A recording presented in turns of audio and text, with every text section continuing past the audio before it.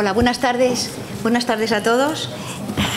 Una vez más, como ya es costumbre, presentamos desde el grupo GVC Gaesco nuestra visión del mercado y sus perspectivas. Les agradezco muy sinceramente su presencia en esta tarde, que era un poco fría y lluviosa, pero que se ha vuelto mucho más agradable ahora, y su amabilidad por haber aceptado nuestra invitación. Y agradezco también a todos aquellos que asisten a través de las redes sociales en streaming por el que se transmite esta conferencia. La verdad es que nos agradecemos, por supuesto, como decía, su presencia, pero bueno, no hay duda que siempre digo, a veces me da la sensación que cada año digo más o menos lo mismo. Estamos en momentos difíciles, es difícil estar en el mercado. Pero bueno, no hay duda que esta es también el atractivo de este mercado. La caída de Lehman marcó el final de una etapa y el resurgimiento de un mundo nuevo y distinto. Despertamos de un sueño y caímos de bruces en la más cruda realidad. El crecimiento continuado y permanente dejó de ser un parámetro, parecía ya convencido todos, para convertirse tan solo en una ingenua ilusión. Hemos vivido la más dura recesión que han experimentado las economías occidentales desde hace casi un siglo. Sin embargo, y con la perspectiva que ya nos dan 7 largos años, las reacciones ante esta situación han sido distintas entre los diversos agentes económicos que forman nuestro entorno. Así, por ejemplo, las compañías privadas, por supuesto las que han sobrevivido, han hecho sus deberes, han reducido sus costes, han reestructurado su actividad de acuerdo con las nuevas circunstancias y, por supuesto, y todo ello ha supuesto un incremento de sus márgenes. Y hoy observamos que la mayoría de ellas han logrado recuperar sus niveles de actividad anteriores y al mismo tiempo, por el incremento del margen, han aumentado sus beneficios. En nuestra compañía, trimestre tras trimestre, hemos ido viendo a través de las observaciones de nuestros analistas cómo el margen de sorpresa del mercado ante las magnitudes esperadas cada trimestre, magnitudes de ventas y magnitudes de beneficios, ha sido positivo, tanto en el nivel de ventas, como decía, como en el nivel de beneficios. Ha sido positivo desde hace muchos trimestres en la economía americana. Constatamos también que esta evolución, a un menor ritmo, pero también va siendo positiva en el entorno de las compañías europeas. Y últimamente nos ha sorprendido con mucha satisfacción que también ha sido positiva a nivel español. Es decir, que lo que esperaban los mercados del nivel de actividad de ventas y el nivel de beneficio de las distintas, cada una de ellas, compañías, ha dado lugar a una sorpresa positiva. Es decir, la realidad ha sido mejor de lo esperado. El mercado ha reaccionado ante esta evolución. Vemos que como la bolsa americana ha superado ya con creces los niveles anteriores a la crisis. Y tanto las bolsas europeas como la española también han experimentado un ascenso muy considerable en estos últimos años. Sin embargo, el entorno geopolítico, así como las ansiadas reestructuraciones de las administraciones públicas, con lo que supone de control y de disminución del déficit, interfieren en las expectativas económicas y originan fluctuaciones indeseadas, provocando muchas veces incertidumbres y sinsabores a los inversores más precavidos. Visto este escenario, pues, nos presentamos ante ustedes para tratar de ofrecerles nuestra particular visión y nuestras ideas con la finalidad que siempre ha presidido en nuestro grupo, es que ustedes deben preservar su capital y rentabilizar sus ahorros. Y para ello tratamos de activar día a día nuestra presencia en los mercados, esforzándonos en ofrecer un servicio más rápido, más transparente y más eficaz. Las redes sociales, entre otros incentivos, nos empujan a seguir en este sentido. Y como habrán visto ustedes en la llegada, estamos presentándoles en este acto una imagen distinta de nuestras webs, de los distintos compañías, bueno, ahora va lento, de las distintas compañías que agrupan nuestro grupo, la sociedad de valores, la gestora de instituciones de inversión colectiva, la gestora de pensiones y la correduría, y especialmente, bueno, ahora no dice nada. Ahora que quería explicarles ya a ustedes, ahí está, la primera es el grupo, siempre bajo la denominación o bajo el emblema de una G de GVC, G de Gaesco. Y especialmente les ofrecemos hoy como primicia una plataforma nueva que se llama Markets, que ofrece una forma más sencilla, más ágil y más útil para operar en los mercados, incorporando nuevos elementos gráficos, entre otros, y estoy convencida que les gustarán. Podrán ustedes probarla como demo y trabajar también en tiempo real en los próximos días. También les tengo que disculparme porque en las redes sociales todo el mundo se tutea, pero yo no me atrevo, ya mi edad no me permite, estoy mucho más cómoda hablándoles de usted. Pero bueno, si en las redes sociales se tutea, pues tenemos que ir siguiendo los nuevos tiempos. Por último, y nada más, es tarde y quiero pasar la palabra a Jaume Puig, bien conocido de la mayoría de ustedes, director general de GVC Gaesco Gestión, y que nos mostrará unas ideas, hasta 10, que les permitan optimizar la rentabilidad de sus inversiones para el 2015.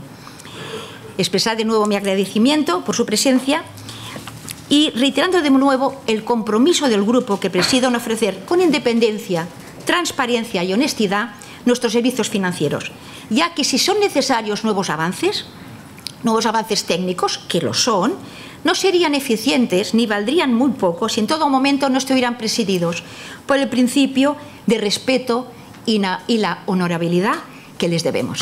Muchas gracias.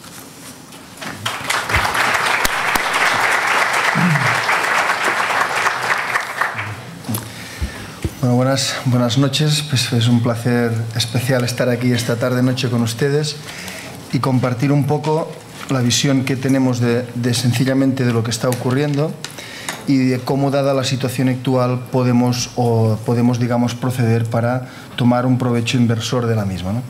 Bueno, el título son 10 ideas, espero no haberme dejado ninguna, ¿no? Pero en realidad es igual 9 que 10 que 11. El tema es, les vamos a contar un poquito dónde creemos que hay valor ahora mismo para invertir. Hoy el inversor tiene un gran dilema hoy, es un dilema especial, es un dilema nuevo para muchos inversores, que es la de enfrentarse a unos tipos de interés bajos durante un periodo prolongado de tiempo. Mucho inversor no ha vivido esto nunca, ¿no? Es decir, esto es una cosa que ha ocurrido en muchos otros países, pero que no había ocurrido aquí. Entonces, claro, cuando esto ocurre, las personas ven cómo sus inversiones en depósitos bancarios, etcétera, etcétera, van bajando. El inversor le obliga a dar un paso, ¿no? Un poquito de ahorrador a inversor. Y este es un paso que es más difícil de hacer de lo que a priori podría parecer. Un par de cosas que son, si ustedes quieren, muy básicas, pero que este ahorrador convertido en inversor tiene que conocer. En principio, lo que tiene que conocer, este es un gráfico, digamos, histórico de Ibbotson, que lo único que te dice es, en función de dónde invirtamos siempre en el tiempo, qué rentabilidad se espera que tengamos y qué capital final se espera que pueda haber. Entonces, sencillamente es medir la rentabilidad. Puede verse que $1 del año 26, por inflación, corresponde a $13 del año 2013. Es decir, si en estos años hemos multiplicado el capital por 13, no hemos hecho nada, porque al final hemos mantenido el poder adquisitivo. Se puede ver también la línea verde, que es decir, oiga, si yo quiero invertir de una forma que cada día tenga más dinero que el día anterior, es decir, no quiero fluctuaciones, puedo invertir en mercado monetario. Estamos hablando de depósitos bancarios, letras del tesoro, lo que ustedes quieran. Es la línea verde, siempre sube con el tiempo, y de $1 con todos estos años, que puede ser la vida de una persona, pues llegamos a $21. O sea, hemos multiplicado el capital por 21, pero claro, no nos damos cuenta que al final 13 es para mantener el poder adquisitivo. Si vemos, la tasa de inflación media con los años es de un 3%, con fases más alcistas y otras menos, y la rentabilidad normal de este mercado monetario es un 3,5%. Luego el mercado monetario con los años, la persona que hace su plazo fijo con los años, al final llega a ganar la inflación y medio punto más, no más que eso. Está luego quien invierte en renta fija. La rentabilidad media multiplica el capital por 109, de 1 va a 109, y la rentabilidad media es un 5,5% al año, bonos de gobiernos a largo plazo. Pueden ver ahí que hay oscilaciones, ¿eh? En esta línea, un poquito más de un color anaranjado, hay años en que ya no sube siempre, años que sube, años que baja. Ustedes saben que de vez en cuando la renta fija da rentables negativas. Vamos a la línea azul. La línea azul, claro, son las grandes empresas cotizadas en bolsa. es decir, un inversor que invierta en el índice bursátil grande y no sepa nada más, es decir, ni siquiera escoja títulos, ¿no? Claro, ¿qué ocurre? La rentabilidad media es de un 10% al año, anual, y el capital no es ni 13 al final de estos años, ni 13 ni 21 de 109, es 4.600. El capital se multiplica. Ahora, esta persona que toma esta decisión de inversión en el año 20 y pico, es decir, invertir $1 siempre allí, claro, pasa unas grandes calamidades, hay unos descensos que aunque ustedes no se aprecian mucho porque es un gráfico logarítmico, pero ahí hay caídas de un 30%, de un 50%, con lo cual esta persona sí ha pasado de 1 a 4.000 y pico, pero ha soportado unas oscilaciones, con lo cual ha llegado ahí siendo capaz de soportar oscilaciones. Si no hubiera sido capaz, podía haber vendido en cualquiera de estos momentos en que se asusta y al vender ahí, sencillamente, su rentabilidad sería cualquier otra y no esta que estamos viendo.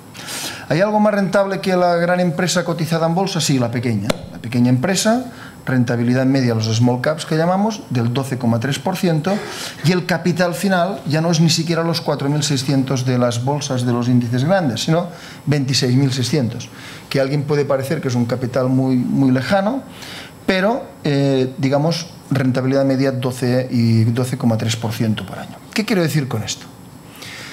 ¿Y esto por qué cuento esto? Esto yo creo que debería ser de conocimiento público de hace muchos años, pero ¿qué ocurre aquí? Somos un país que hemos tenido mucha tradición de inversión en mercado monetario, en esta parte de ahí, y mucho inversor no ha acudido a las otras partes de inversión. Están ahí, dan esas rentabilidades y cuidado, el hecho de que la renta fija tenga que dar más que el mercado monetario no es que ha ocurrido siempre, sino que va a seguir ocurriendo. El hecho de que las bolsas van a dar más rendimiento que los bonos ha ocurrido siempre y va a seguir ocurriendo. Y el hecho de que los small caps son más rentables ha ocurrido siempre y va a seguir ocurriendo. Esto no es una casualidad. Hay unas leyes financieras detrás, que no voy a explicárselas, pero digamos que justifican todo esto. Y esto, claro, esto quiere decir que en estos momentos de tipos bajos, que el mercado monetario no da, la inflación no está en el 3%, el mercado monetario, el plazo fijo no da el 3,5%, los bonos no dan el 5,5%, quiere decir que las personas tienen que preocuparse de las otras alternativas que puede haber. Una segunda cosa conceptual, antes de empezar el tema, y es muy importante porque es nuestro día a día. Miren, el premio Nobel del último año, 2013, bueno, ahora se acaba de dar uno en 2014, se dio a estas tres personas a la vez, Eugene Fama, Klaus Peter Hansen y Robert Shiller, y es muy curioso para que vean en qué estado nos debatimos. Fama dice, se los dan el mismo año, y Fama es el gran defensor, todo el mundo que ha estudiado finanzas ha estudiado con Fama, el defensor de lo que se llama el mercado eficiente. ¿Qué quiere decir mercado eficiente? Fama dice que los precios de cualquier mercado son siempre correctos. Millones de personas comprando, millones de personas vendiendo, no pueden equivocarse, el precio siempre es correcto. Esto es lo que dice Fama. Pero se lo dan el mismo año a Robert Shiller. ¿Qué dice Shiller? Robert Shiller dice, no, los precios pueden separarse del correcto valor de las cosas y puede ser que estén muy caros, burbujas, o que estén muy baratos, digamos, unos de enormes descuentos. Entonces hay personas que no entienden. Dice, a ver, ¿cómo es posible que le den el Nobel a estas personas que dicen cosas tan distintas y además el mismo año? ¿De acuerdo? Esto, que la parte académica ha tardado en ser reconocido, en nuestro mundo lo conocemos.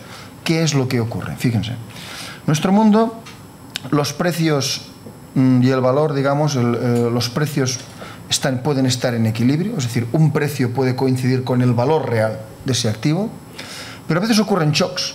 Shocks pueden ser de muchas clases. Por ejemplo, en el tema inmobiliario, ¿eran correctos los precios del año 2006-2007? ¿Reflejaban el valor? Pues no, pero estuvieron ahí, ¿no? Entonces, ¿qué ocurre? Los precios pueden irse de lo que valen. Es un movimiento, esto ven ustedes, una especie de péndulo. En el centro está el equilibrio y pueden irse. ¿Qué dice Robert Shiller? Oiga, que los precios pueden irse. ¿Lo hemos visto? Sí, yo creo que esto es un tema indiscutible. Si pueden irse, quiere decir que en cada momento en el tiempo el precio puede ser distinto del valor real de ese activo. Pero, ¿qué dice Eugene Fama? Que los precios vuelven al equilibrio. Es una cuestión puramente temporal. Pueden separarse y vuelven. ¿Cuál es nuestra misión número 1 a distancia? Sencillamente es decir, señores, ¿qué está hoy desequilibrado? ¿Y cuál es nuestra predicción? Que va a volver al equilibrio. De hecho, Robert Shiller y Eugene Fama lo que están diciendo es algo que en el mundo financiero lo hemos visto siempre, y de hecho el mundo financiero ha vivido de esto. Dicho esto por legómeno, que es un poco teórico, pero para que entiendan lo que vamos a hacer, al final vamos a ver los desequilibrios que hay a día de hoy. Porque está claro que cualquier predicción, no somos adivinos, cualquier predicción que hagamos para el año 2015 se basa en identificar los desequilibrios que tenemos y en ver si estos están en fase de volver a su equilibrio otra vez o no. Entonces, hoy seguimos siendo fruto de un gran desequilibrio que se gesta después de Lehman Brothers. Pueden ver ustedes aquí en estas dos líneas, la línea azul, el año 2007, línea azul, línea verde muy juntas. Línea azul es dinero que va a comprar renta variable, línea verde es dinero que va a comprar renta fija. Pero cuando ocurre Lehman Brothers, el mundo, yo diría, adquiere un miedo, un cierto temor, y esto se nota. 5 años seguidos saliendo dinero de las bolsas y 5 años seguidos entrando dinero en renta fija. Entonces esto genera un desequilibrio, mucho dinero. O sea, ¿por qué subieron los inmuebles? Entró mucho dinero y desequilibró el precio. Bien, ¿qué pasa con estos flujos que han desequilibrado? La renta variable por una parte, la renta fija por otra, y como vemos esto tiene corolarios en divisas y materias primas. Al final, tener en cuenta que no solo es el inversor que tomó miedo en Lehman Brothers, que fue de renta, o sea, de más riesgo a menos riesgo. No, están los bancos centrales. Los bancos centrales, el americano, ahora el japonés, pronto a lo mejor el Banco Central Europeo, han emitido cantidades enormes, ingentes de dinero, es como darle a la maquinita de hacer billetes, pero ¿qué han hecho con ese dinero? Han comprado renta fija, básicamente enorme, con lo cual tenemos inversores que van de más riesgo a menos riesgo y grandes bancos todos comprando renta fija y han generado 4 desequilibrios. Con lo cual, todo lo que les podamos decir esta noche de dónde creemos que se puede ganar dinero en el año 2015 parte de identificar estos desequilibrios. Vamos a empezar con los de la renta variable. A ver, que mucho dinero haya salido de la renta variable no quiere decir que la renta variable esté barata. Es decir, ahí solo vemos una fluctuación de precio. Pero ¿está barata la renta variable? Mucho. ¿Cómo lo sabemos que está barata? Yo les pongo unos ejemplos. Lo sabemos de una forma. El precio de una empresa cotizada en bolsa es el que es, solo hace falta mirar la cotización, pero luego tenemos que calcular, que es nuestro trabajo básico, el valor de esa empresa. ¿Y qué es el valor de esa empresa? ¿Cuánto vale una empresa? Si ustedes compran o venden una empresa, no lo van a hacer en función del precio de cotización, sino en función de sus resultados reales, cuánto gana, etcétera, etcétera. Claro, ¿qué ocurre aquí? Aquí hay dos líneas separadas, la línea azul, esto lo empezamos a hacer el año 95, desde entonces, mira, casi 20 años que lo hacemos público. La línea azul en este caso es el IBEX 35, cuánto cotiza el IBEX 35, y la línea verde es el valor del IBEX 35. ¿Calculado cómo? Cogemos cada uno de los 35 empresas, cada una de ellas por separado, cuánto gana, cuánto vale, lo agregamos y ya encontramos. Claro, ¿qué nos encontramos? Si ustedes ven, están separadas estas líneas. Hay una diferencia entre la línea verde, lo que vale el IBEX, y la línea azul, que es lo que cotiza. ¿Y de cuánto es? Abajo pueden verlo. En el IBEX 35 el valor es 10, en la cotización es 10.126 y nuestro valor es 13.070. Luego quiere decir que creemos que el IBEX 35, hasta que las empresas no lleguen a lo que valen, puede subir un 29% más. Cuidado con un tema, si ustedes ven estas líneas llegaron a separarse muy mucho hasta el año junio-julio de 2012, máxima separación, pero desde entonces se están acercando. Entonces, si se fijan ustedes, nuestra visión es muy sencilla en renta variable. Las empresas valen esto, las cotizaciones eran muy bajas y lo único que está ocurriendo es que están subiendo y que se están acercando a su valor. Hoy en día sigue más descuentos, abajo lo pueden ver. El Eurostoxx 50 cotiza 3.065, creemos que vale 4.200, un 37% más, y el Stoxx 50, también europeo, de 2.900 a 3.700, un 26% más. Vamos a analizar este último año. Este último año, podemos ver aquí, el IBEX 35 ha subido mucho. En junio del año pasado, hace nada, un año y pocos meses, cotizaba 7.700 y cerró octubre en 10.400. Luego el IBEX ha subido un 35% en poco tiempo, pocos meses. ¿A qué se ha debido esta subida del IBEX? No se ha debido a que el valor fundamental del IBEX haya subido. De hecho, si ustedes ven en la columna siguiente, el valor del IBEX creíamos que valían las empresas del IBEX 13.500 y ahora que vale 13.070. Luego el valor del IBEX está relativamente estable, incluso ha caído un poco. Pero entonces, ¿por qué ha subido tanto el IBEX? Sencillamente porque ese descuento fundamental, eso de que ese desequilibrio precios demasiado baratos, está volviendo a donde tiene que estar. El descuento que había, fíjense, si en junio del 2013 el IBEX cotizaba 7.700 y valía 13.500, quiere decir que el IBEX estaba a 5.800 puntos baratos. Pero ahora ya no estamos a 5.800 puntos baratos, ahora estamos a 2.500 puntos baratos. Y creemos que esto lo vamos a ver con el transcurso de los meses a 0 puntos baratos. Es más, no descarten que en algún momento lo veamos incluso ya no barato, sino caro. Entonces estamos ahí recogiendo eso. Con lo cual, ¿por qué estamos subiendo? ¿Porque la economía mejora mucho? No, estamos subiendo porque se está reduciendo el descuento fundamental.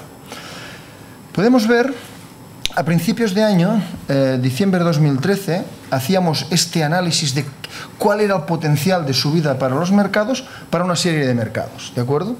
No era un potencial, ya lo comentábamos entonces, bueno, está explicitado. Esto no quiere decir que las bolsas del año 2014 tengan que subir eso. Eso es el potencial que tiene y que con sus distintos componentes puede gestarse una parte en un año, una parte en 2 y una parte en 3 años, ¿no? Vamos a ver, por ejemplo, vamos a la bolsa americana. Decíamos, cuando nos vimos aquí a principios de enero, que las bolsas americanas podían subir por 3 conceptos este año. Primer concepto, porque los beneficios de las empresas americanas suben.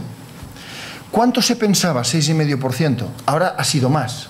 Las empresas americanas este año han pasado de ganar 110 el año pasado a 120 este año. Es más de ese 6,5% que se pensaba. La bolsa americana, decíamos, puede subir lo mismo que suban sus beneficios, sí. Pero decíamos, cuidado, no hay descuento fundamental en la bolsa americana. Hemos visto que en el IBEX lo hay, que en las bolsas europeas lo hay, pero no en la bolsa americana, de hecho, menos 1,7. Y decíamos, mira, el índice americano, aun siendo caro, en ese momento que mucha gente decía, oye, si esto está caro, decíamos, no, el índice tiene capacidad de subir, más luego está el efecto divisa. Decíamos, el dólar está muy barato contra el euro. Si el dólar se pone a su precio, el dólar puede subir un 12,9%. Con lo cual, para un inversor en euros como somos nosotros, decíamos, el aumento de beneficios, más el descuento, más el dólar, quien invierta en bolsa americana puede llegar a ganar un 18%. ¿Cuál es el resultado a día de hoy de las bolsas americanas ya en euros, recogiendo el tema divisa? Ha subido un 21,8%. Ha dado un 21,8% de rentabilidad a un inversor en euros. Cuidado, a esta rentabilidad, de hecho, es superior, porque estos son solo índices sin dividendos y hay que sumarle 3-4% de dividendos adicional. Entonces, la bolsa americana, digamos, está cumpliendo las expectativas perfectamente. Pero vamos a ver las demás. La bolsa inglesa se decía que los beneficios ya aumentaron 6,6%, que había descuento, un poco de divisa, capacidad de subir un 38%. Ha subido un 3,3%, más pongamos dividendos, 6,7%. La zona euro, capacidad por beneficios, por descuento, divisa no, de subir un 59%, menos 2%. Vamos a suponer dividendos, más 1, más 2. Bien. El IBEX 35 lo mismo, 50 más 2. El Nikkei japonés, más 56, lleva un 6,5, más dividendos. Y los emergentes, los que más 107, ha subido un 9,6, más dividendos. Entonces, ¿qué estamos viendo? Estamos viendo que ese potencial de revalorización que había en las diferentes bolsas se está cumpliendo, las bolsas siguen subiendo, pero en Estados Unidos la relación es directísima, es un mercado muy eficiente, y en los demás mercados van tomando cuerpo y esperamos que ese cuerpo que esté ahí lo vayan a materializar. A nosotros el mercado, si se fijan ustedes, este año está como muy plano, hay momentos de más 10, de menos 7, pero es un mercado muy plano. Lo relevante para nosotros es lo siguiente. Ese mercado que hoy estamos relativamente plano vale mucho más y lo que queremos hacer es coger la subida. Es decir, el cierre del descuento lo queremos coger íntegro. Y esa es la base de la política de inversión. Con lo cual las bolsas lo están haciendo bien, pero tienen mucha capacidad de subida. Otra forma de ver esto que hemos visto es empresa a empresa. Hay otra forma de ver lo que es lo siguiente. Por un tema técnico que no voy a entrar ahora, salvo que a alguien luego le interese, el PIB corriente, el crecimiento del PIB corriente, tendría que ser bastante similar al crecimiento de un índice bursátil sin dividendos. ¿De acuerdo? Entonces, vamos a ver. Podemos ver, por ejemplo, el año 2007 antes de la crisis y el 2014 después de la crisis. Si se fijan, El PIB corriente en el mundo antes de la crisis era 56.000 millones y ahora este año 77.000 millones.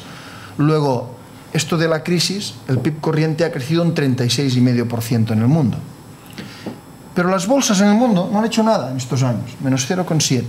Con lo cual, esto ya nos dice que hay un crecimiento del PIB del mundo que no han cogido las empresas, que los índices bursátiles no han reflejado. Ahora, cuando lo miramos mercado a mercado, hay diferencias enormes. Si pueden ver ahí Estados Unidos. Este PIB en Estados Unidos ha crecido en estos años un 20%, su bolsa un 29%. Bien, tanto si lo miramos de abajo arriba como de arriba abajo, el comportamiento de la bolsa americana sigue siendo impecable. Es decir, sube lo que tiene que subir. Japonesa no está mal. Su PIB ha subido un 9,5 y sus índices un 4,5. Bueno, ahí estamos. ¿Quiénes son las zonas del mundo que se han quedado realmente atrás ahí? Básicamente, países emergentes. Su PIB ha pasado de 16.000 millones a 30.000, ha subido un 89% y sus bolsas en estos años han caído un 20%. Se han quedado muy atrás. Por eso verán que es uno de los 10 lugares donde invertir. Y la zona euro no está tan mal.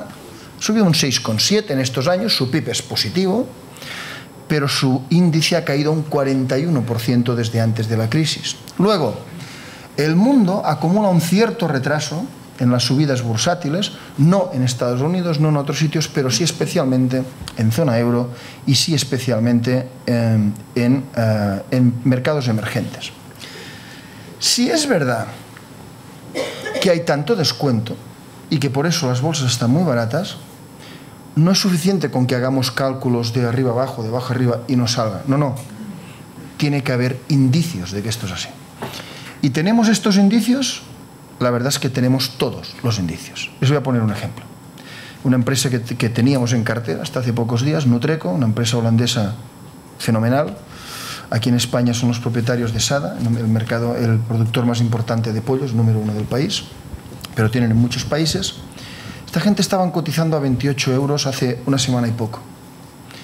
Nosotros queríamos, en este análisis de valor fundamental, que valían entre 43 y 45. Pues bien, hace poco tiempo, una empresa también holandesa, SHV, ¿qué ha hecho? Le ha hecho una OPA. Si viéramos que estas OPAs se hacen ofreciendo un poquito más de precio, más 10%, ¿de acuerdo? Algo fallaría, ¿no? No puede ser que digamos que hay descuentos de 30 y que alguien cuando compra una empresa de verdad pague solo un 10% más. Bien, en este caso se pagó de entrada 40 euros, que es un 41,8% más. La acción subió enseguida al mismo día, ¿está claro? Y es más, ahora, aunque no está aquí reflejado, la misma empresa ha vuelto a subir el precio de OPA a 44,5. Quiere decir que todos podemos estar muy distraídos comprando y vendiendo, pero cuando hay una transacción de verdad, se paga el precio en función de los resultados de la empresa.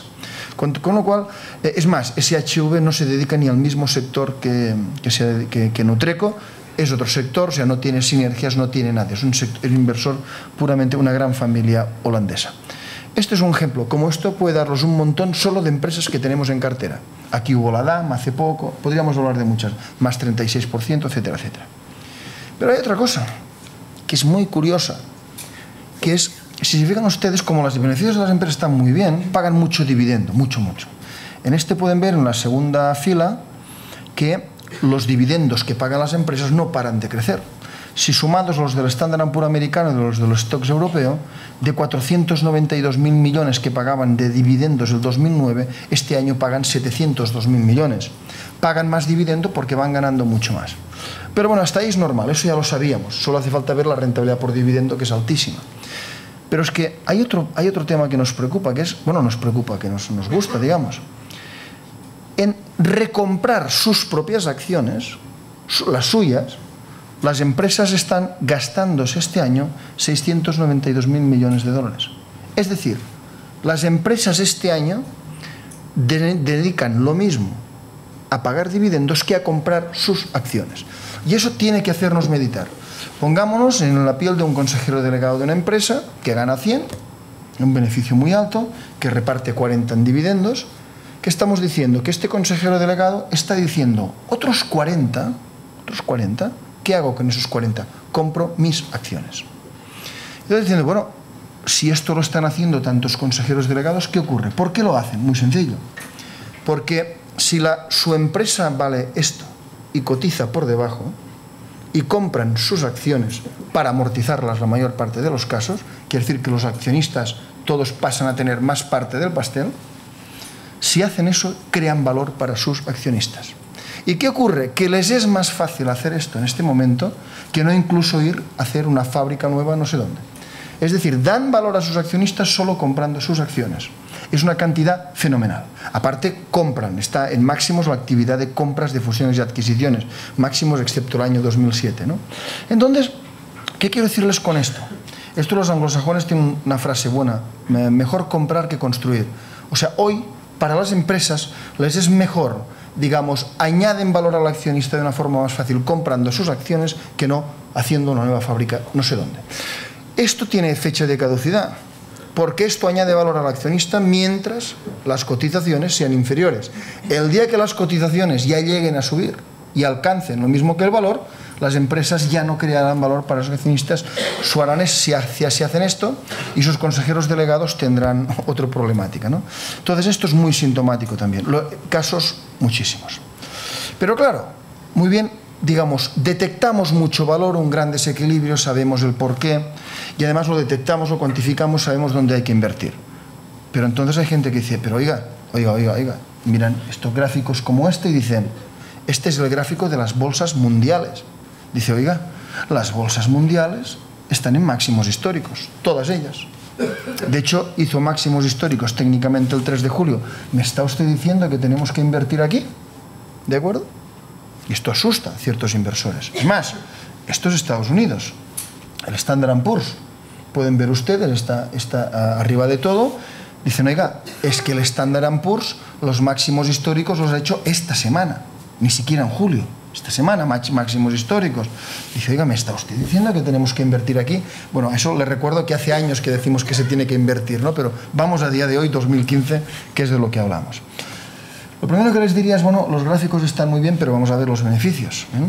La primer pico de Estados Unidos, los beneficios de las empresas eran 54, segundo pico 2007, 90, y el año pasado ganaron 110. O sea, si las empresas ganan lo máximo, las acciones tienen que estar en lo máximo, eso no hay duda. Entonces, ¿y cuál es la previsión? Vamos a ver luego de estos beneficios, ¿no? Si siguen creciendo, ahí está. Entonces, vamos a ver, intentar explicar muy rápidamente por qué están creciendo tanto los beneficios de las empresas en el mundo. Primer tema muy importante. Ven, estas cifras son de este mes, del Fondo Monetario Internacional. ¿Qué dice el Fondo Monetario Internacional? Que este año el mundo crece un 3,3%. Pero es que el año pasado creció un 3,3%. Hace 2 años un 3,4%. El año que viene un 3,8%. El otro un 4%. Luego el mundo crece mucho. Todo lo que sea crecer más de un 3% apalanca los beneficios de las empresas de una forma espectacular. Luego, ¿dónde está la crisis? Si crecemos en el mundo al 3 y pico. Si es verdad que pueden ver que hay una especie de componente, los años malos 2008-2009, quien aguantó al mundo fueron los países emergentes. Y ahora fíjense ustedes, los países emergentes hace 2 años crecían al 5%, la previsión es que dentro de 2 años sigan creciendo al 5%. El cambio no está en los emergentes, décimas arriba, décimas abajo. El cambio está en los desarrollados. El año 2012 crecían al 1,2% y dentro de 2 años van a crecer el 2,4%. Luego, ¿qué ocurre en el mundo? Los emergentes mantienen un gran ritmo, pero los que mejoran son los desarrollados. La misma zona euro, que hoy está en boca de todo el mundo, que está en crisis, vamos a ver las cifras. El año pasado decreció su PIB un 0,4%, pero este año crece un 0,8%, el año que viene un 1,3% y el otro un 1,7%.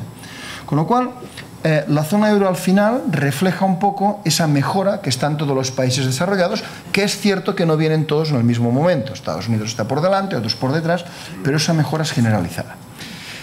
Ahí podemos ver los beneficios. Fíjense ustedes, cuando pasamos este crecimiento en beneficios, les decía que las empresas del Standard & Poor's en 2013 ganaron 110, este año 120, el otro 130, el otro 145. No se ve que los beneficios de las empresas a día de hoy vayan a caer. Está claro que si los beneficios siguen creciendo a este ritmo, que son máximos históricos, las bolsas van a seguir subiendo, las bolsas van detrás de los beneficios. Pero es que no es Standard & Poor's, estos son perspectivas de crecimiento. Y en todo el mundo están creciendo los beneficios, en todo el mundo. Es más, están creciendo por encima de lo que es normal. La media histórica es crecer un 6%, estamos por encima. La zona euro está un poco por debajo, ahora ya se acerca al 6%, Pero entonces, ¿por qué crecen tanto los beneficios? Es más, no solo crecen, sino que las empresas presentan resultados cada 3 meses. ¿Y qué estamos viendo en la presentación de resultados, como ha comentado antes la señora Vallvé?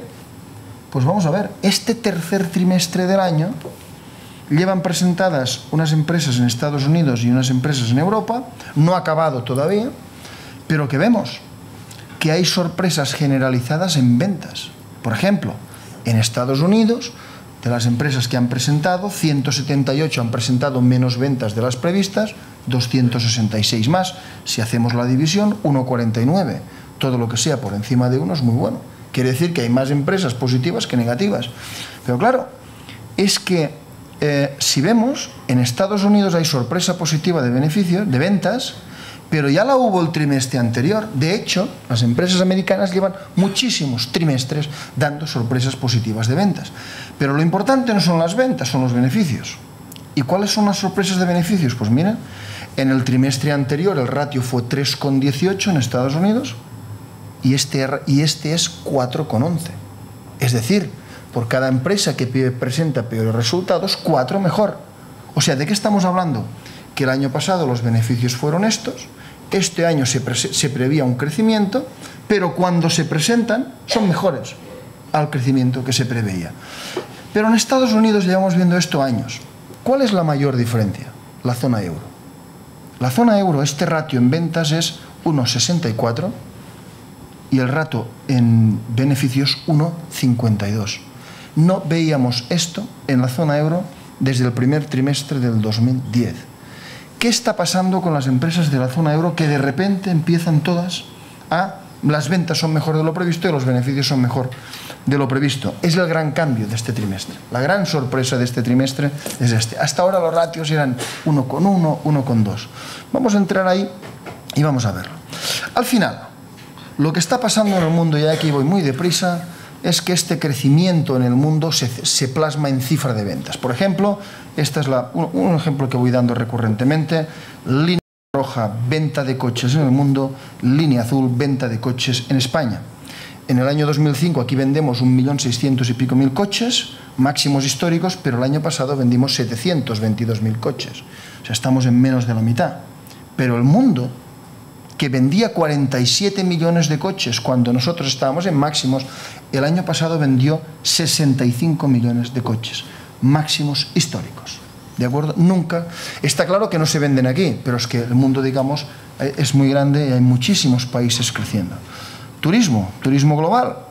Oigan, antes de la crisis había en el mundo 909 millones de personas que hacían turismo a otro país. O sea, no a su país, sino a otro país. 909 millones. Bien, el año pasado 1.087 millones de personas en el mundo hicieron turismo a otro país. Máximos históricos, ¿de acuerdo?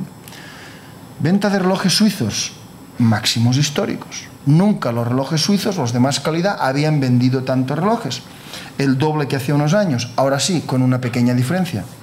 Hace 10-12 años el país del mundo que más relojes les compraba era Estados Unidos, y ahora el país del mundo que más relojes les compra es Hong Kong.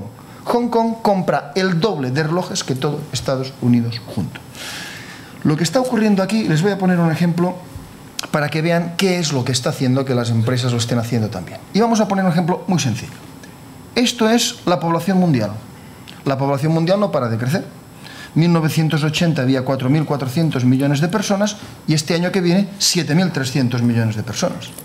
O sea, un motivo por los cuales las empresas muy bien es que el mundo tiene más personas. Pero siendo esto importante, este es el motivo que es fundamental. ¿Qué es? No se trata solo de conocer cuántas personas hay en el mundo, sino a las empresas que les interesa, las personas que consumen. ¿Cómo se llama a las personas que consumen? Clase media. Entonces, ¿qué es muy determinante? El porcentaje de la población que puede considerarse clase media. ¿Qué ocurre? En el año 1950 solo podía considerarse clase media un 23% de las personas. Y aquí, hace unos años, ya superamos el 50%. Luego, lo importante ya no es que el mundo crezca, que es importante, sino que este mismo mundo aumenta mucho a las personas con capacidad de consumir. Claro, esto les voy a poner un ejemplo que lo he hecho solo una vez. O sea, no se crean que he buscado mucho para que veamos la potencia que esto tiene en las ventas de una empresa. Fíjense, Coca-Cola, año 1980. ¿Cuánto vendía Coca-Cola? 5.600 millones de dólares. Bien. Entonces he hecho un ejercicio que es muy sencillo. Como además Coca-Cola es global, se beneficia de este crecimiento del mundo. Digo, vamos a ver cuántas ventas tendría que hacer Coca-Cola el año que viene. ¿Cuántas? El año 2015. Digo, vamos a ver, primero, la población mundial crece, ¿no? Se ha multiplicado del 80 a 2015 por 1,64. Bien. Segundo, este porcentaje de personas que son clase media crece también. El factor es 1,75. Y luego le ponemos la inflación. ¿Y qué resulta de este ejercicio? Pues teórico, que es de 5.600 millones que vendía, solo por estos efectos que son muy importantes, las ventas de Telefónica se tendrían que haber multiplicado por 8. Coca-Cola, perdón, ¿qué he dicho? Telefónica. Ah, Telefónica, disculpen. Entonces, quiere decir que las ventas de Telefónica del año que viene deberían ser 47.000... de Coca-Cola, perdón. Se le pega a uno, sí, al final acabaría aconsejando. Sí. No. Entonces, 47.000 millones, sencillamente haciendo este ejercicio. Bien, ¿cuáles son las ventas que hoy el consenso de analistas prevé para Telefónica el año que viene? Ahora lo pueden ver. Lo siento. Para Coca-Cola el año que viene. Necesitas una Coca-Cola. Necesito una Coca-Cola, sí, un poco de cafeína. Pues bien, aquí lo tienen. 46.600 millones. Es decir, que este análisis hecho arriba de 47.000, el mercado ya está esperando 46.600. ¿Qué quiere decir con eso? Que los factores estos demográficos de clase media son básicos para entender el por qué las empresas están vendiendo más. Todas. Todas las que venden más crecen por estos motivos, por crecimiento mundial, por porcentaje de clase media, y esto está catapultando las ventas de todas las empresas, empezando por Coca-Cola. Muy bien. Pero dicho esto, entonces, esto es para que entendamos por qué los beneficios están tan bien. Hemos dicho antes que los descuentos los veíamos grandes en 3 mercados, que van a ser las 3 primeras recomendaciones de compra de las 10, ¿de acuerdo? Hemos dicho bolsa de la zona euro barata, eso incluye el IBEX, por supuesto, muy barato. Hemos dicho bolsas emergentes y bolsas japonesas. Pero vamos a ver, estas son las 3 primeras recomendaciones. Este sello quiere decir recomendado. Bolsa de la zona euro, ahí la ven ustedes. Pero aparte de que está barata, ¿ven ustedes el gráfico? Este gráfico no es el mismo que el de la bolsa mundial y el de la bolsa americana, ¿verdad? De hecho, si este descuento que nosotros creemos que hay, digamos, estamos en lo cierto, esto significaría subir el Eurostoxx de 3.100 a 4.000 y pico, es decir, ¿a dónde estaba? No, aquí, justo, bueno, esto no se ve, perdón, en el primer pico, en el segundo pico, el del medio que se ve, del año 2007. Esto es lo que creemos que puede hacer la bolsa de la zona euro. Bolsas emergentes, esto es el comportamiento de las bolsas emergentes. Habían subido hasta 1.400 y hoy están en 1.000, alrededor de 1.000. Las bolsas emergentes, si estamos en lo cierto, no se van a los máximos anteriores de 1.400, sino que los van a superar de largo, ¿de acuerdo? Vamos a estar más en 1.800, 1.900 que en 1.000. También les quiero decir que aquí ponemos emergentes, pero les quiero decir que por una serie de motivos, sobre todo, y es donde tenemos concentradas más las inversiones, en los países del sudeste asiático, por una serie de motivos que luego intentaré entrar cuando desglose factores. Y tercero, Japón. Bolsa japonesa, este es el gráfico de la bolsa japonesa. Como pueden ver ustedes, lo que estamos diciendo, que por cierto, por mucho que la teníamos recomendada, no pegó el salto hasta el día 31 de octubre, o sea, hace relativamente pocos días, ¿no? Pero está ya pegando este salto y creemos que tiene capacidad de ir a acercarse a los 25.000 cuando estamos en los 17.000. No estamos diciendo que va a volver a los niveles del 89 a corto plazo, ¿de acuerdo? Pero entonces, estas 3 bolsas primero son las 3 primeras recomendaciones: bolsa de la zona euro, bolsas emergentes con sesgo sudeste asiático y bolsa japonesa. Pero claro, si las bolsas están baratas, una forma es invertir directamente en ellas. Otra casa es invertir en una serie de productos que los podemos llamar mixtos, que invierten una parte en renta variable. ¿De acuerdo? Hay menos riesgo, la rentabilidad va a ser pequeña, pero ¿es un buen momento para los mixtos? Sí, es un buen momento para los mixtos. Aquí les hemos puesto uno, porque de mixtos, ustedes saben, que, bueno, ya puestos a recomendar, hemos recomendado uno, que podemos invertir en mixtos más arriesgados, que inviertan 70-80%, mixtos que inviertan un 20%. Aquí les hemos recomendado uno que es un mixto muy conservador, que solo invierte hasta un 15% en bolsa, solo un 15%. Y además, no solo invierte un 15%, sino que además este 15% selecciona de tal manera las empresas que más del 90% de las empresas cotizadas no son aptas para estar en este fondo. Telefónica, por ejemplo, no es apta para entrar en este fondo, demasiado arriesgada. ¿Por qué? Y se lo comento rápidamente. Pedimos empresas, 1, sector de actividad defensivo, hay muchas, Telefónica lo es. 2, que paguen un dividendo alto, hay muchas, Telefónica lo es. Pero 3, que no tengan deuda o tengan muy poca deuda. Se caen muchísimas empresas, se cae por ejemplo Telefónica y otras muchas más, para este fondo en concreto. 4, más importante, que este dividendo que paguen, que puede ser un 5 o un 6%, lo ganen cada año.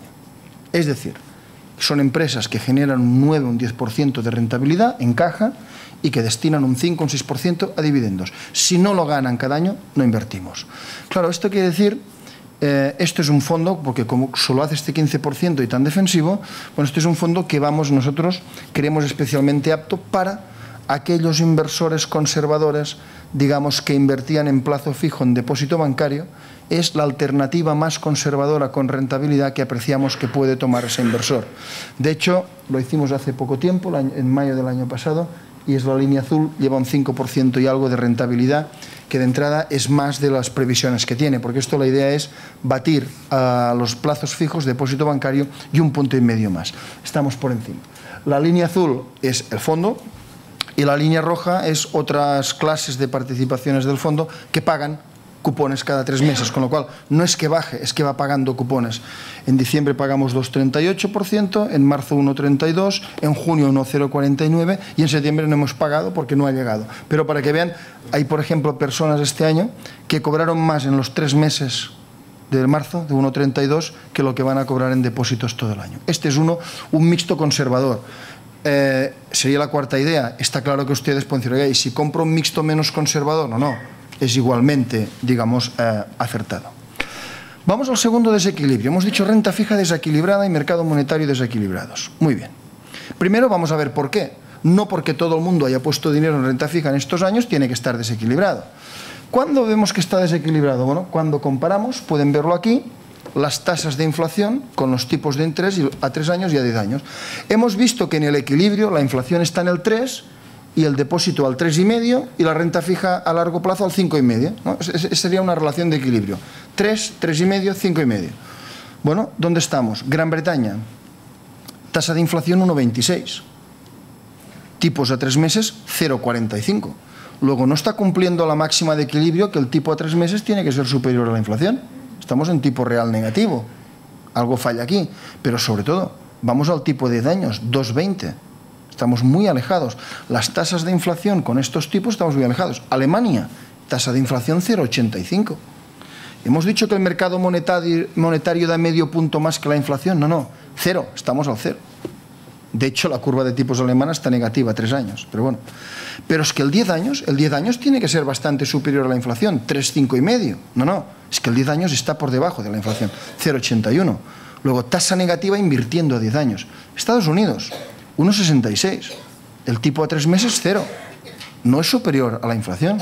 Pero es que el tipo de daños, 2,46. Tampoco tiene la necesaria relación entre inflación y tipos de interés. Y así podemos ver a más países y más países. Luego, ¿por qué sabemos que la renta fija está sobrevalorada? Hombre, lo sabemos porque no encaja con las inflaciones. Entonces, ¿qué ocurre? Hay una serie de sitios de renta fija que ha ido variando, que han ido sirviendo de refugio momentáneo al inversor.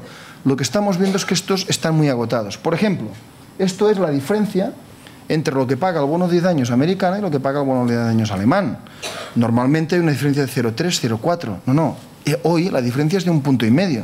El bono de 10 años paga americano un 2,3 y el alemán un 0,8. 1,5 puntos. Esto está muy lejos de lo que es normal. Luego, no hay mucho refugio a quien quiera refugiarse en los bonos de la Europa Central. No parece que este sea ahora mismo un gran sitio donde invertir con estas enormes diferencias. Y los periféricos, ustedes saben, bono español, italiano, griego, etcétera, etcétera, hombre, tuvieron su momento en el año 2012.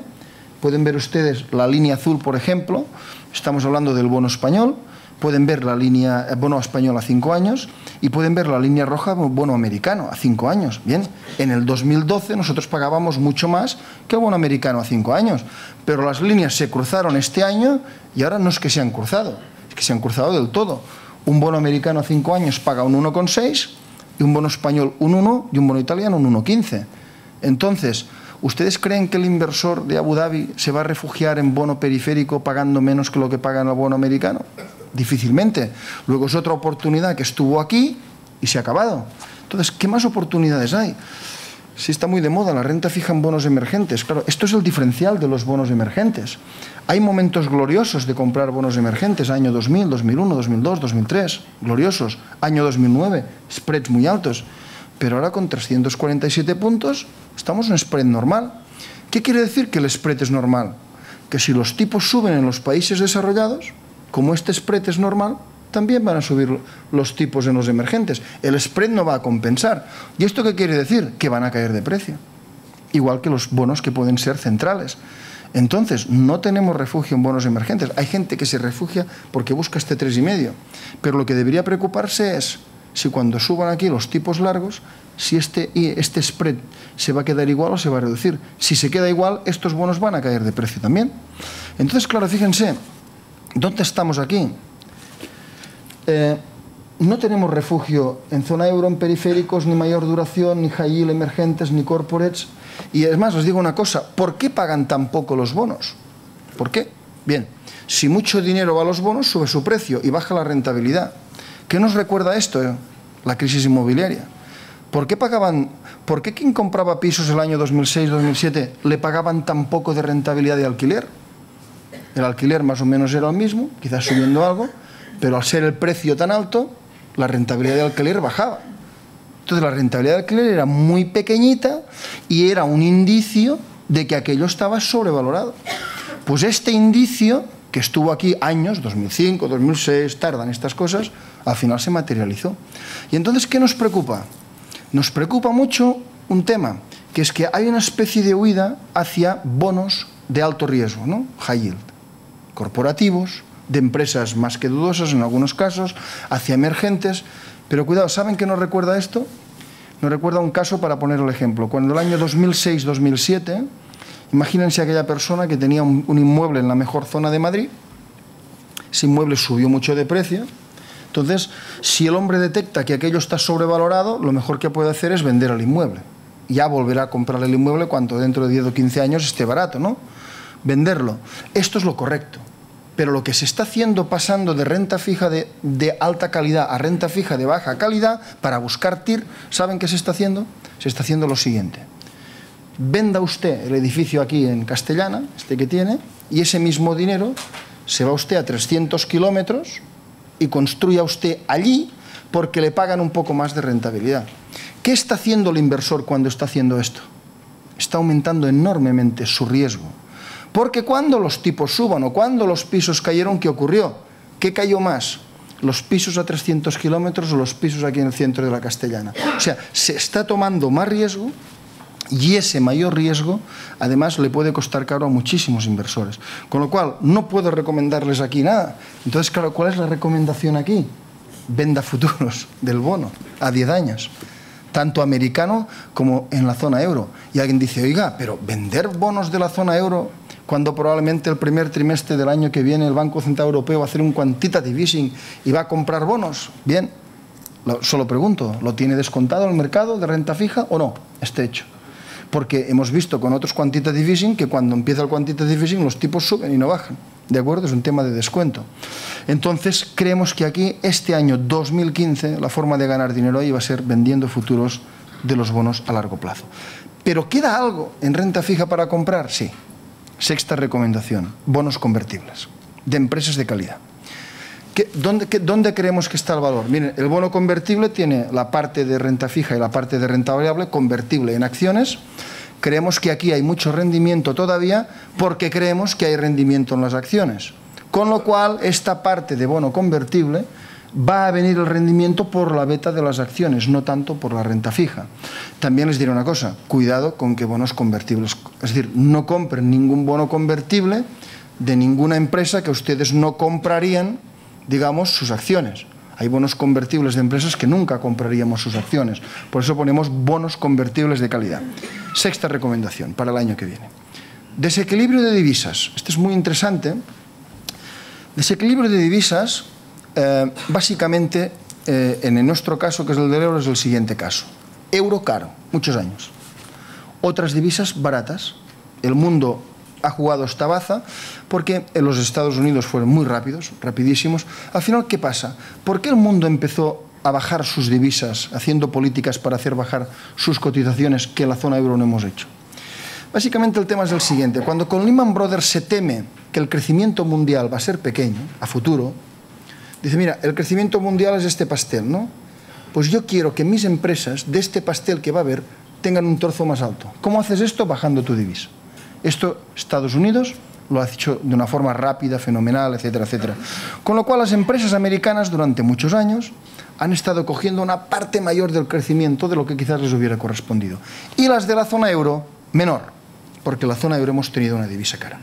Esto, iban las cosas más o menos bien, esto son una serie hasta que esto se ha empezado a notar. Por ejemplo, se ha empezado a notar que la demanda externa de las empresas de la zona euro ha ido bajando. Es decir, el hecho de que el euro sea caro ha empezado a pagar factura, a pasar una factura a la zona euro en menos crecimiento, muy importante, en menos ventas al exterior y luego en menos inflación. ¿Por qué? Y aquí nos vamos, este es el gráfico del dólar euro. El dólar euro estaba tranquilo a 1,39 a principios de mayo. Nosotros ya decíamos este año y el otro que valía 1,17, ¿de acuerdo? Pero estaba a 1,39 a principios de mayo. Entonces Draghi, Banco Central Europeo, hace unas declaraciones antes de su reunión, que fue un mes más tarde, pero dio una pista clarísima al mercado. Más o menos lo que dijo es lo siguiente. Oiga, la inflación de la zona euro hoy es muy baja. Ellos tienen una misión de que se acerque al 2%, pero está en el 0,5, 0,4, 0,3. Pero Draghi establece una relación causa-efecto que está en todos los manuales de economía, pero que al final dice, si yo tengo la divisa cara, voy a tener necesariamente inflación baja. ¿Por qué? Porque al tener mi divisa cara, todo lo que importo del mundo es barato y estoy importando deflación. Con lo cual, Draghi le dicen, ¿es un problema que tengamos una inflación baja? Dice, no lo sé, porque como tenemos la divisa alta, yo sé que la inflación tiene que ser baja. ¿Cuál es la única forma de saber si la inflación baja es un problema en la zona euro? Bajando la divisa. Si el dólar euro se va al 1,17, se deja transcurrir unos meses en ese entorno, entonces se va a ver si la inflación repunta o no repunta. El mercado de renta fija ha descontado que la inflación va a ser baja en la zona euro. Pues yo no estaría tan seguro. Veámoslo cuando la divisa esté en su sitio. Este mensaje que lanza 1,39 es clarísimo. Y a mí lo que me hubiera preocupado es que el mercado no lo hubiera entendido y que hoy el dólar estuviera en 1,39, 1,40. Pero el mercado lo entendió enseguida. Lo que va a hacer Draghi a partir de ahora es políticas monetarias para bajar el euro. El euro bajó enseguida. Un mes más tarde, principios de junio, hicieron formalmente la reunión del BCE, ya estaba en 1,36 y ahora lo tenemos en 1,24. Es más, todavía le queda recorrido. Es más, creemos aquello del péndulo. Estaba en 1,39, el medio es 1,17, pero cuidado porque el péndulo, saben ustedes, que tiene impulso y puede irse al otro lado, ¿de acuerdo? Al final, ¿qué está ocurriendo con esto? Es muy importante esto. Draghi ha sido muy rápido, el mercado lo ha cogido muy rápido y además el Banco Central Europeo, el banco alemán, que siempre actúa de freno del Banco Central Europeo, no puede decir nada porque la misión del Banco Central Europeo es que la inflación esté en el 2%. Luego, si estamos en el 0,3, 0,4, nadie puede contradecir lo que Draghi está haciendo, está en su absoluto derecho. Entonces, esto es muy importante y nos lleva a lo siguiente. Claro, ¿qué divisas decíamos que estaban caras? El euro, el franco suizo, el dólar australiano, muy caro. ¿Qué divisas decíamos que estaban baratas? El dólar, el yen, el yuan, el real, la rupia brasileña, el rublo, la lira, un montón. ¿Cuál es la séptima recomendación? Por mucho que el euro haya caído, sigan comprando divisas baratas contra el euro. Creemos que todas ellas, ya lo decíamos antes, pero todas ellas siguen teniendo mucho recorrido a futuro. Máxime cuando el año que viene las políticas monetarias ya van a ser distintas. ¿Qué quiere decir? Vamos a ver subidas de tipo en Estados Unidos, subidas de tipo en Inglaterra, después de muchos años. Hay una discusión si va a ser en mayo o en noviembre. Oiga, da igual, van a subir los tipos y en la zona euro los tipos cortos no van a subir. Esta subida, ese dinero flotante en el mundo que tanto le da comprar una cosa con otra, va a preferir comprar más dólares si le pagan un tipo más alto que euros si le pagan un tipo más bajo.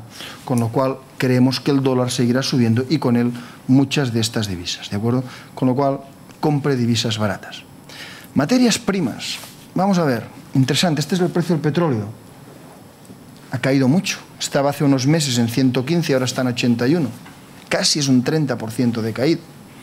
Además, muy curioso, porque si ustedes han leído los titulares pone, oiga, el precio del petróleo cae porque el mundo no crece y como no crece el mundo hay menos demanda de petróleo. Esto es un titular que no tiene nada que ver con la realidad. Porque si el mundo crece al 3,3%, se van a pedir más barriles de petróleo. El petróleo crece desde hace muchos años al 1% anual físicamente en barriles. Puede haber alguna cosa puntual. Por ejemplo, Japón, que cuando tuvo su tsunami, digamos, paró su programa nuclear, pues empezó a comprar mucho petróleo. Japón podría ahora mismo volver abrir su programa nuclear y dejaría de comprar petróleo. Pero en cualquier caso no es un tema de demanda porque el mundo va mal, es por otro motivo. La caída del petróleo está en temas de oferta. Ustedes saben que Estados Unidos está produciendo mucho el denominado shale oil, aquí lo que se denomina fracking. Saben que está produciendo cantidades ingentes. Es muy curioso lo de la acción-reacción. Después de que el precio del petróleo estuviera décadas en 20, subió a 140. ¿Alguien pensaba que el mundo no iba a reaccionar? ¿Qué pasa si el petróleo está en 140? Pues que se buscan alternativas. Si el petróleo hubiera estado en 20, ¿hoy estaríamos hablando del shale oil o del fracking? No, porque producirlo cuesta 70, 80 dólares. Pero claro, si se pone a 140, hay un montón de alternativas que pasan a ser viables. Y esta lo es. Y el fracking, además, saben ustedes que hay shale oil en todas partes. Aquí tenemos. Hay alguien que dice, no, en Europa no se va a desarrollar nunca, porque hay un tema legal, que es el siguiente. En Estados Unidos, quien compra el suelo, el terreno, es propietario del subsuelo también. Todo lo que hay debajo es suyo. Aquí no. Aquí ni en un lugar de Europa. Aquí quien compra el terreno es propietario del terreno para arriba, pero no de terreno para abajo. Ni siquiera si haces un pozo de agua, saben ustedes que tiene que pedirse permiso para explotarlo, ¿no? No es de uno, ¿no? Entonces hay ciertas cosas, pero al final lo que está claro es que esto está ahí. Pero es que hay muchas más cosas. Miren, Libia producía poco petróleo, está inundando de petróleo. Irak producía poco petróleo, está inundando de petróleo. Está el tema, por ejemplo, de Irán. Ha tenido restringido las exportaciones de petróleo debido a su programa nuclear. Ahora parece que esto está mejorando. E Irán, enorme productor, puede abrir las compuertas en cualquier momento. Y hay más cosas. Igual los saudíes piensan que porque el petróleo tiene que estar en 100, que esto al final va a impulsar que se haga más shale oil en todo el mundo, igual lo más conveniente es que esté en 50. Y entonces ciertos proyectos ya no se hacen, ¿de acuerdo? Entonces, estos días hemos visto que había gente que decía que descender el precio del petróleo era malo para las bolsas. Vamos a ver, realidad. Descender el precio del petróleo aumenta el PIB mundial. Este 30% de descenso del precio del petróleo debería aumentar el PIB un 0,6%. Y a las empresas, el PIB mundial no les va muy bien. ¿Por qué? Las empresas, salvo las productoras de petróleo, por supuesto, pero para las empresas el tema es fundamental. Baja el petróleo, bajan los costes de producción. Muchísimas empresas este año se están catapultando sus beneficios por menos costes de producción de petróleo y otras materias primas. Pero es que hay otra cosa. Es que si baja el petróleo, la persona que va al Walmart americano a poner gasolina, si le cuesta menos la gasolina, a lo mejor gasta más cuando compra, más renta disponible. Con lo cual, bajar el petróleo no puedo comprender que alguien diga que es malo para el mercado bursátil, sino todo lo contrario, ¿de acuerdo? Este es el índice de CRB de materias primas, lo recoge todo. Si se fijan ustedes, subió mucho, todas las materias primas subieron después de las Torres Gemelas, llegó a 450 y hoy está en 269. Óigame, 269 es un precio que es el doble del que había de equilibrio durante muchos años. Creemos que en materias primas va a llegarse a este extremo. El volumen físico de materias primas va a ser muy alto, o sea, van a venderse más toneladas, pero a un precio bastante menor al que tenemos a día de hoy, incluso, no ya al que teníamos, ya veníamos diciéndolo. Pero bueno, entonces, ¿cómo aprovechamos esto? ¿Qué hacemos?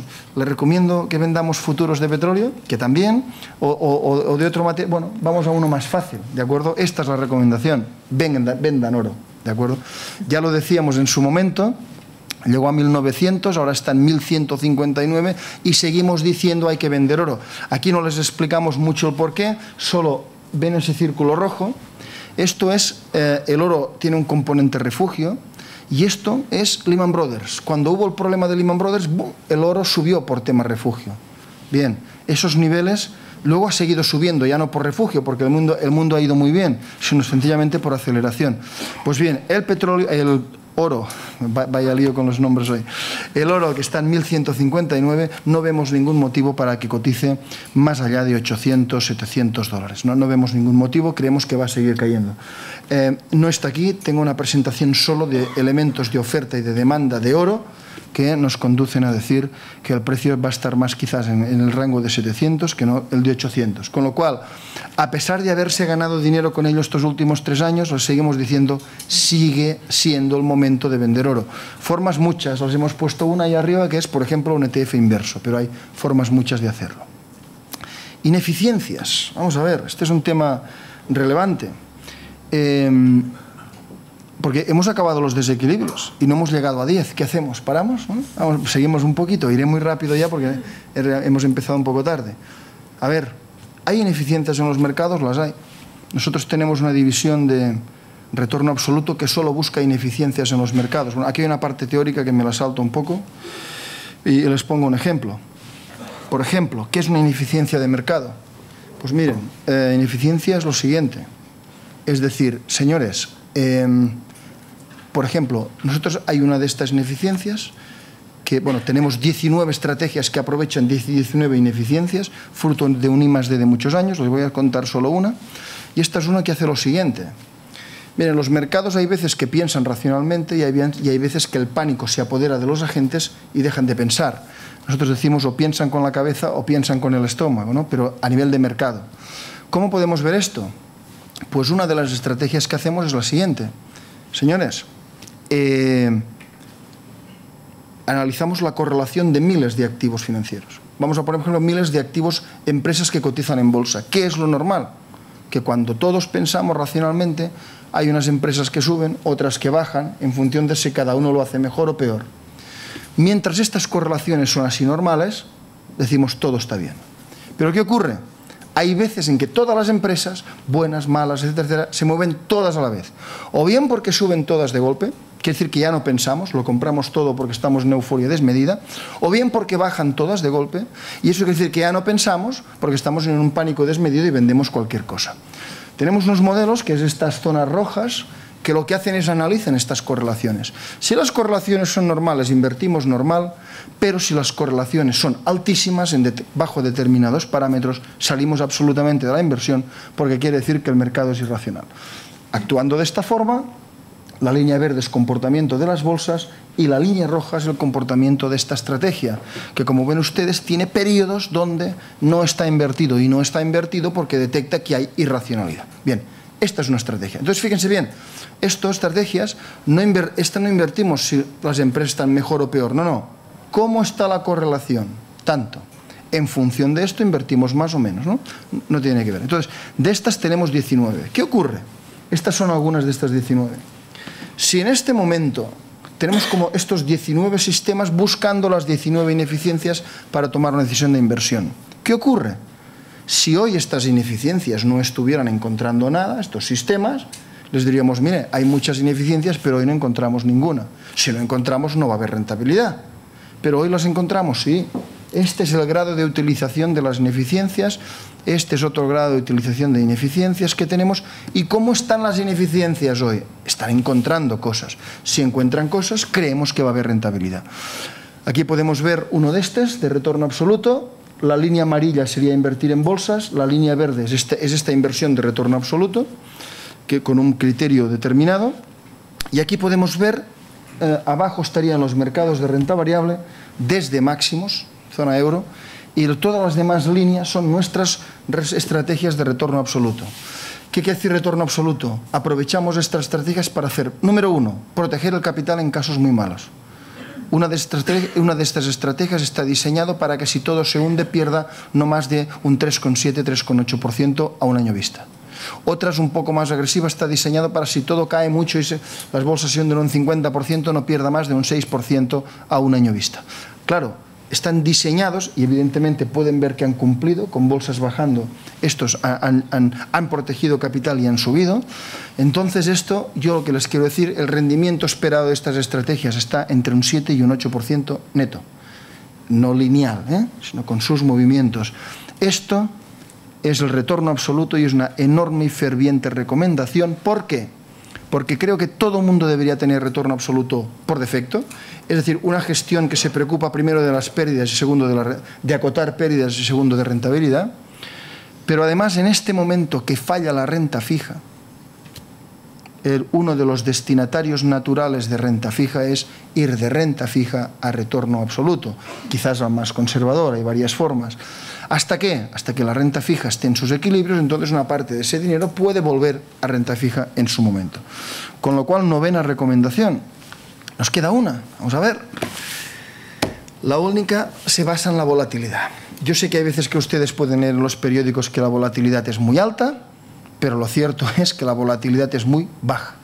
Ahí pueden ver, estos son volatilidades históricas, la mediana es 20, cuando las cosas se complican llega a 40, 50 y hasta 90, pero ¿y dónde estamos ahora en volatilidades muy bajas, que son los círculos rojos? Ahora estamos en el derecho. ¿Qué ocurre con estas volatilidades? Que curiosamente coinciden cuando hay volatilidades bajas, es decir, que los precios no oscilan mucho, sino que oscilan poco. ¿Quiere decir esto? ¿Coincide con qué? Con enormes periodos bursátiles de mucha rentabilidad. Hasta ahí les expresamos la coincidencia. Años de baja volatilidad, mucha rentabilidad, tal. Pero, ¿por qué esto ocurre? ¿Por qué volatilidad baja normalmente va asociada con grandes comportamientos bursátiles? Bueno, lo pueden ver en estas líneas. La línea azul es el comportamiento bursátil normal. O sea, suponiendo un año como el año pasado, que las bolsas subieron más de un 20 a final de año, la línea azul sube, pero si ven ustedes, la subida no es nunca en línea recta, tiene sus caídas. ¿Qué ocurre? Esto es volatilidad normal. ¿Qué ocurre en la situación actual de volatilidad baja? Línea roja. Quiere decir que subimos, caemos, hay caídas, pero claro, ¿qué ocurre? Volatilidad baja quiere decir que las caídas son mucho más bajas de lo que normalmente son. Entonces pueden ver ustedes caídas rojas, llegamos al mismo punto, pero de una forma más estable. Entonces, ¿cuál es la relación causa-efecto? ¿Por qué volatilidad baja más rentabilidad? Volatilidad baja lo que suele querer indicar es la consecuencia de entrada de dinero en las bolsas. ¿Qué quiere decir? Que cuando caen las bolsas empiezan a caer, hay una enorme cantidad de dinero dispuesto a entrar y va comprando. Y lo que normalmente son caídas en el año, que hay 4, 5, 6, de un 10-15%, resulta que acaban siendo de un 5 o de un 6%. ¿Por qué? Porque no se deja que caiga. No es que hay ninguna mano negra, no. Hay tanto dinero que no encuentra alternativas, tanto vencimiento de renta fija que no sabe cómo renovarse, tanto vencimiento de plazos fijos que no sabe renovarse, que poco a poco es un enorme caldo de cultivo que va comprando. A nivel particular, bueno, esto lo pueden ver, el ahorro en España, datos estadísticos, es curioso. Las familias tienen el mismo ahorro que tenían antes de la crisis, mismo dinero, pero ¿qué creen ustedes que están? ¿Más conservadores o más arriesgados que antes de la crisis? Más conservadores. O sea, los depósitos no pagan, pero están más conservadores. ¿Qué ocurre? Que no es solo el dinero de instituciones y de grandes inversores que va yendo a la bolsa sin parar estos años. No. Es que hay un caldo de cultivo enorme porque las personas físicas, los particulares, resulta que con los depósitos a cero tienen más depósitos que nunca. Muy bien, pues ¿qué creemos que va a hacer? Hay un degoteo de particulares a bolsas. Pero claro, si ocurre lo que ocurre normalmente, los institucionales están entrando, las grandes familias están entrando. Estos ya tienen acciones de todos estos años comprando. Pero el particular que no tiene tradición, lo normal que haga, ¿qué es? Entrar en bolsa dentro de 3 o 4 años. Y entonces vamos a ver si en ese momento, hoy están muy baratas, vamos a ver si siguen tan baratas. Porque a lo mejor el particular entra caro, ¿de acuerdo? Pero ¿el otro está entrando caro? No. No está entrando caro y por mucho que hayan subido las bolsas está ahí. Entonces, a ver, bueno, la última recomendación. A ver, ¿se puede aprovechar la volatilidad para comprar? Sí. Si fijan ustedes, a mano izquierda está la volatilidad del año pasado y a mano derecha la de este año. A mano izquierda, el año pasado, subiendo las bolsas un 20 y pico, hubo 6 momentos, son 6 subidas de tensión de la volatilidad. Pero fíjense bien, la línea horizontal es 20. Luego, la línea horizontal es la media de volatilidad. Quiere decir que si fuéramos normales este año, la volatilidad debería estar oscilando en 20, pero no oscila en 20, oscila 12, 13, 14. Y cuando hay una subida de tensión, por cualquier problema en el mundo, se acerca a 20 o pasa a 22 o 18, 19. ¿Esto qué es? Esto llamamos el pulso del mercado. Los mercados no van en línea recta, nunca van a ir. Es un poco como si fueran ser vivos como el corazón, ¿no? Pum, pum. O sea, sin sístole no hay diástole, sin bajadas no hay subidas posteriores. Pero esto, en la mano izquierda, ¿qué vemos aquí? Esto, si hiciéramos este símil de electrocardiograma, esto es un corazón sano. Es un mercado con volatilidad baja y que cuando hay un susto va a la media. ¿Qué quiere decir? Que el mercado en ningún caso está considerando que el problema es serio, sino que es ruido. Nosotros, cada vez que el mercado cae, cada vez tenemos que hacer un diagnóstico. Y como pasa veces cada año, la pregunta es serio o es ruido? ¿Es serio o es ruido? Si es ruido, tranquilos, compramos más. Si es serio, no, ahí hay que actuar. Hasta ahora, todo este año, los 6 del año pasado y los 5 de este año son ruido. Hoy tenemos volatilidad en 12, ninguno de los elementos han sido considerados seriamente. Aunque la subida del mes de octubre de volatilidad ha hecho equivocar a mucho inversor. Hay mucho hedge fund que tiene unas rentabilidades malas porque realmente se asustó en el mes de octubre. Pero si se fijan, en el mes de octubre hemos puesto ahí las causas que se decían. Ustedes lean los periódicos y a ver que les cuenten por qué caen las bolsas. Cuando vean muchas causas, no hay ninguna, ¿de acuerdo? Cuando hay una de verdad importante, con una suficiente. Ahora, cuando ustedes vean que esto es por el Hong Kong, el tema transitorio en Hong Kong, o por el ébola en Occidente, o el crecimiento del mundo que dicen que no crecen cuando creces al 3,3, o el crecimiento en la zona euro que dicen que no crecen, pero resulta que estás creciendo, digamos, vas de menos a más, o el petróleo surrealista, o Grecia surrealista, entonces ustedes por ahí no se preocupen. Entonces, ¿cuál es la estrategia que creemos que puede funcionar? Esta es más peligrosa que las demás que hemos dicho, porque esta 2015, porque esta en 2015 puede ser muy buena, que es vender volatilidad. Cada vez que el VIX suba, este índice de volatilidad, venderlo, aprovecharse. Pero cuidado, esta es realmente peligrosa, porque mientras las acciones sean bajas y no lleguen al centro, o sea, lo que valen, bien, pero no hagan esta estrategia con las acciones caras, porque la volatilidad cuando sube puede ir a 80 o a 90. Cuidado, con lo cual esta vale para el 2015. Todo esto que estamos diciendo creemos que vale para el 2015. Todos estos años nos atrevíamos a decir, vale para este año y posiblemente para 1 o 2 años más. Este año creemos que vale para el 2015, pero no estamos nada seguros que valga para el 2016, porque esto vale mientras las acciones estén baratas. Si en 2015 se acercan a su valor, cuidado, que absolutamente todo esto puede variar. Pero a día de hoy estamos aquí, además, con mucho margen. Y para acabar con el asunto entre la Telefónica y la Coca-Cola, como no podía dejarlo así, ¿no? Porque claro, les quiero contar para que se entienda bien lo que es la bolsa de verdad. Porque hay gente que cree que es riesgo, ¿de acuerdo? Miren, hemos dicho antes Coca-Cola. Y yo les he enseñado el efecto en las ventas. Hemos utilizado los criterios de población mundial para llegar a las ventas. Y hemos dicho, oiga, en ventas vendía usted 5.600 millones, este año 48.000 y pico, factor multiplicador por 8. Muy bien, o sea, las ventas se han multiplicado por 8 estos años, muy bien. ¿Y los beneficios? Comprando a empresas compramos beneficios. Vamos con los beneficios, no vamos con las ventas. Pero fíjense, pues Coca-Cola al año 80 ganaba 406 millones de dólares. ¿Saben cuál es la previsión para este año? 9.200 millones. Es decir, las ventas se multiplican por 8, pero los beneficios por 22. ¿Con qué vamos en bolsa? Con los beneficios. Este es el auténtico motivo por el cual hay que estar en bolsa normalmente, pero en este contexto con mayor razón. ¿De acuerdo? Muchas gracias.